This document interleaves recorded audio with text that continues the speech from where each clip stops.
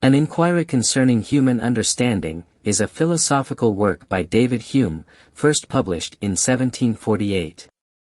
In this work, Hume explores the nature and limits of human knowledge, arguing that our understanding of the world is ultimately limited by the nature of the human mind and the limitations of our experience. Part 1, of the Understanding. In the first part of the work, Hume sets out his theory of knowledge, arguing that all of our ideas are ultimately derived from our experience of the world. He contends that there are two kinds of perceptions: impressions, which are vivid and immediate, and ideas, which are faint and secondary. Hume argues that all of our ideas are ultimately derived from our impressions, and that the human mind is limited by the scope and quality of our experiences. Part 2, of the Ideas of Space and Time. In the second part of the work, Hume examines the nature of our ideas of space and time, arguing that they are ultimately derived from our experiences of the world.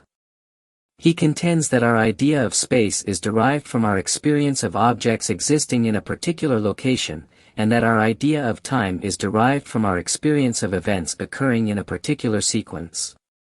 Part 3, of Knowledge and Probability.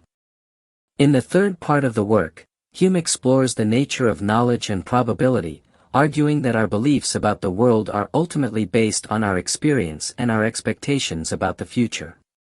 He contends that all of our beliefs are ultimately based on probability, rather than certainty, and that we can never have complete knowledge of the world. Part 4, of the Skeptical and Other Systems of Philosophy. In the fourth part of the work, Hume examines the various philosophical systems that have been proposed throughout history, including the Cartesian system and the systems of the ancient Greek philosophers.